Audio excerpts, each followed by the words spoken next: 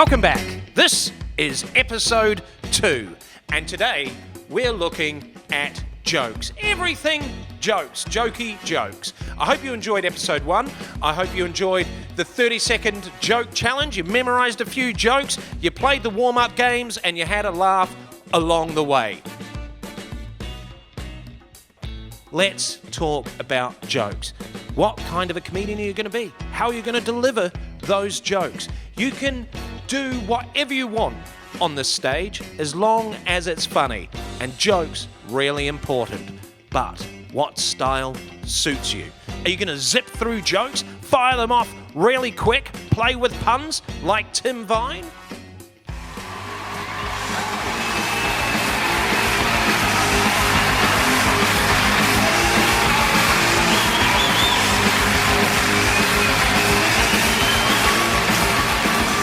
Good evening. I don't know why, but I keep getting my head kicked in. So I was playing football on an aeroplane. It was amazing. I was running up the wing. So I was in this airport, and I said to this woman, I said, she said, "No, sir, this is the check-in desk."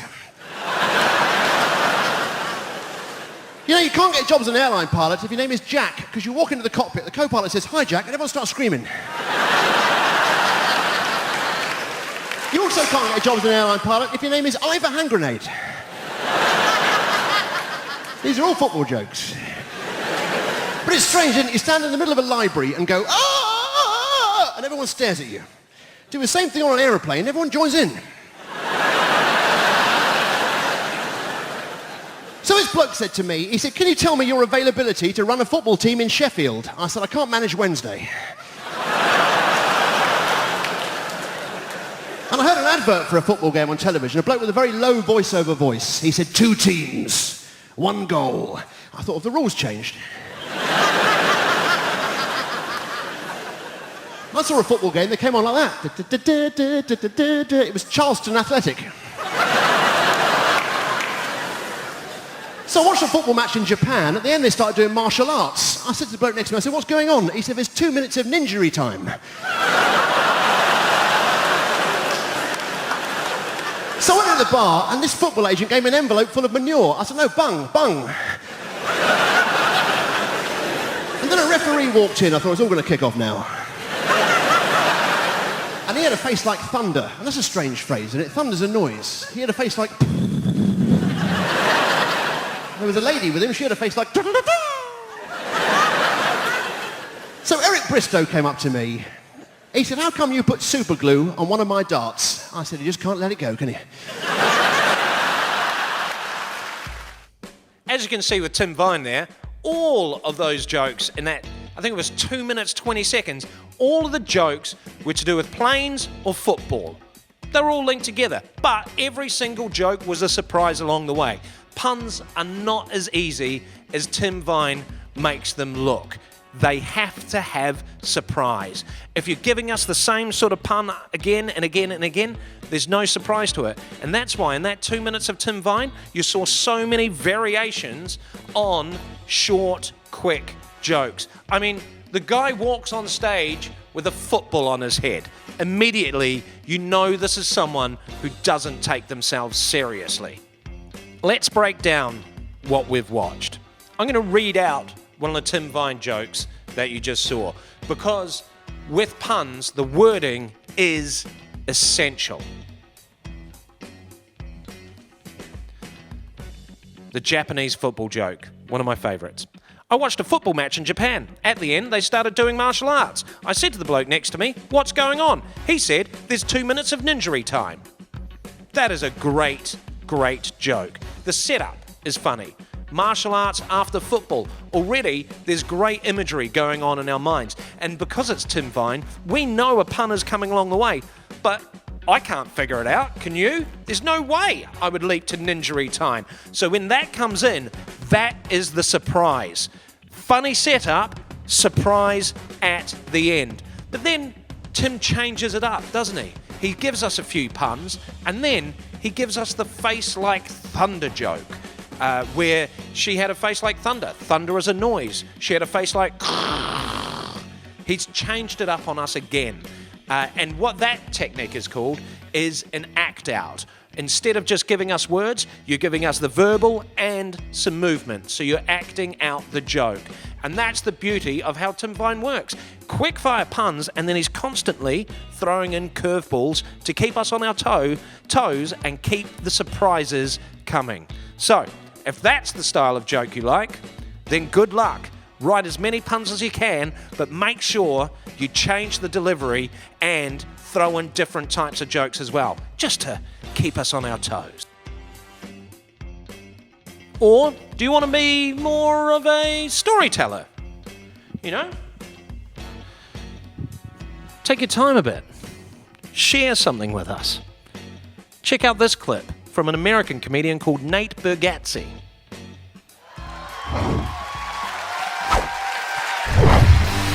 Thank you. Thank you, everybody. That was unbelievable. I don't know, I get to travel a bunch. I've been to like a bunch of different countries. I don't know where any of them are, or even where. I didn't learn about countries in school, so I just learned about Tennessee, and then I was told about the states that touched us in case they attacked. And that was basically it. I just went to Honduras. We did a USO tour for the troops in Honduras. That's where it's going down next. And yeah, they told me. They haven't even told America yet, but it's fine. I went there. I go to the airport, and I told the guy, I was like, hey, I'm going to Honduras. And the guy was like, what city? And I was like, I'm just learning right now that's not the name of the city. So just wherever people are going, probably. I didn't know you were going to grill me about it. We land in Honduras, the guy picks us up. He's driving us to the Army base. And then, so when we get out there, he's like giving us a rundown of like everything. And so he was like, all right, there's a couple things you gotta look out for. There's a lot of snakes, a lot of venomous snakes. So he's like, when you walk around, just keep an eye out for snakes. But if you do get bit by a snake, the best thing to do is just go ahead and just catch the snake and then bring it with you so then we know like what snake bit you. And I was like, I'm pretty positive, like that's not what you're supposed to do. I've never seen that on Animal Planet, like just catch a snake. I've never caught a snake in my life, and then when I get bit, I gotta get it together and catch a snake for the first time. I was like, it's not gonna go good, dude. He's gonna keep biting me. That's all that's gonna happen. And he was like, it doesn't matter, you've already been bit. And I was like, do you even know what a snake is? It completely matters. There's a huge difference between one bite and probably 30 bites, which is what we will be at if I try to catch this snake. Who told you this? The snake? Is that who told you to tell me this? Whose side are you on? That story Nate just told is essentially, I went to Honduras. I didn't know where Honduras was. I got told about snakes. This is what I thought. That's essentially it when you break it down. But the storyteller comedian, especially Nate, throws in so many other things in there. First of all, we get a taste of his personality, of his persona. He talks about his education in Tennessee. There's 2 jokes about him not being that well educated. Of course he is. It takes an intelligent person to write comedy like this. But the persona is that of someone who doesn't really know what's going on in the world. So he hasn't even set foot on the plane in his story, and he's already hit us with 3 or 4 jokes. And then once we're at Honduras, he's only talking to one person. He finds out that information about snakes, and he takes things way too logically and literally, and that's where we get the comedy about the snakes. And that is the art of storytelling. Very simple, very small story. I went to Honduras. Great, tell us about it. Expand, exaggerate, add more jokes, talk about other things in your journey to get there. If funny stories are your bag, think of an anecdote of something that's happened to you, or maybe even something that's happened to your friend. Write it down and then look at the elements of the story and think of ways that you can squeeze extra jokes in. And this is the beauty of stand-up comedy. There are so many different styles, different techniques and different ways to go with it. It doesn't just have to be puns. It doesn't just have to be stories. I want you to try this. Think of a joke. Think of a pub joke, they're called, which is a joke you might find in a joke book or a joke you've heard and you've been telling for a while. Choose a nice, simple joke. And I want you to play around with it. Deliver that joke in different accents. Deliver it trying to do an impression of a celebrity. Deliver it angry. Deliver it sad. I want you to play around with the delivery and see how it makes you change the way you say certain words. Look, don't be afraid of accents. I can't do accents, and in my stand-up, I've embraced that. I can't do accents, so I'm going to celebrate that. I have a whole routine where I get people shouting out different accents from the United Kingdom, and I attack those accents with enthusiasm and dedication, and they are awful. But I play the persona that I believe that they are good, but they aren't, and that's where the comedy comes from. But that is where you find different ways of delivering jokes. So here's my example. I'm going to use the joke, why did the toilet paper roll down the hill? To get to the bottom. That's a good joke. It's my 11-year-old daughter's favorite joke. It has been for about 5 years. I've heard that joke a lot. But what I want you to do is change it up like this. I'm going to do that joke in a Cockney accent. I can't do a Cockney accent, but I'm going to give it a go. All right? I've got to get the accent in my head now. Two for a pound. Why did the toilet paper roll down the hill? To get to the bottom. Already, regardless of how atrocious the accent is, already my delivery changed. I hit certain words in a different way, and the punchline I hit way harder than I did when I first told you the joke. And this is what I want you to achieve. It's just by playing around with that one joke, different accent. Do an impression. Again, I cannot do impressions, but I'm going to do that joke in my awful Matthew McConaughey impression. I got to get it. All right. Why did the toilet paper roll down the hill? To get to the bottom.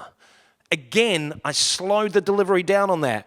The impression was awful, but the delivery changed. And this is what I want you to do with this exercise. Mess around with that joke. Another thing you can do, can you change that joke into a story? Take the basis of that joke, expand it out, extrapolate it, play with it in different ways. Can you make it into a story? Can two of you tell that one joke? Split the setup and the punchline between you. Maybe create a bit of dialogue leading up to that joke.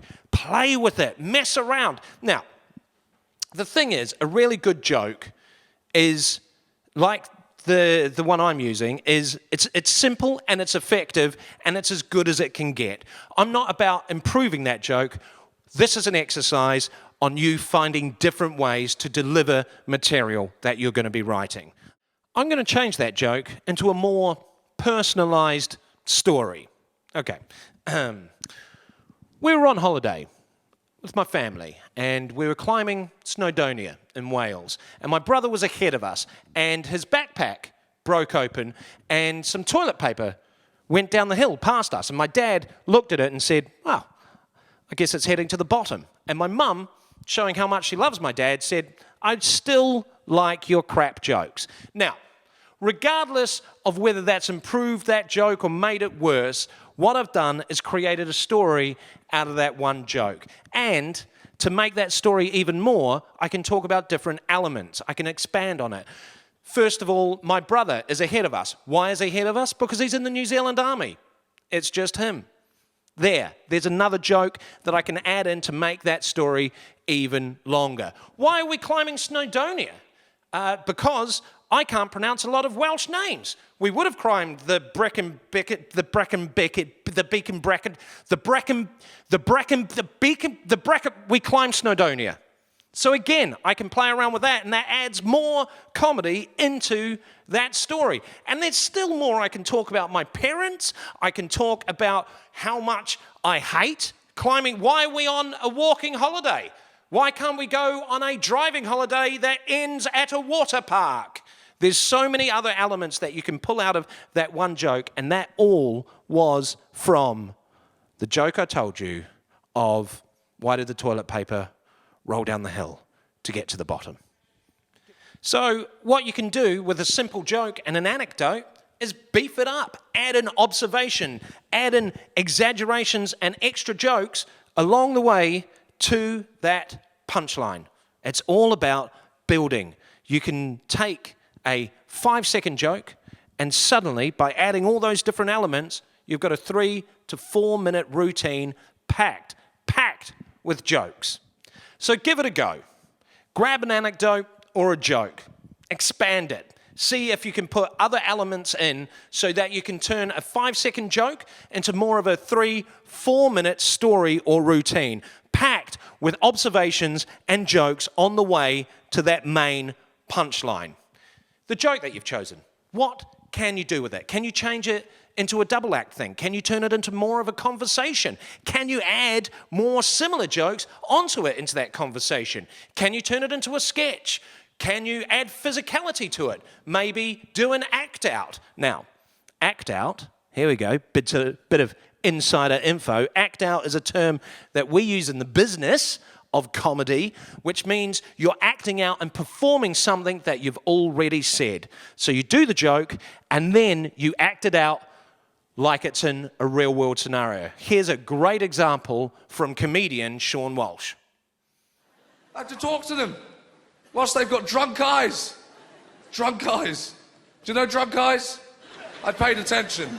Drunk eyes, and when you have to keep your eyes closed for the entire duration that you turn your head to talk to someone else. Do you know this? I'll be at the pub, there'll be a few of us.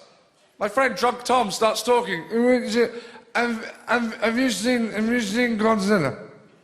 You have. Did you like it? You did. What did you reckon?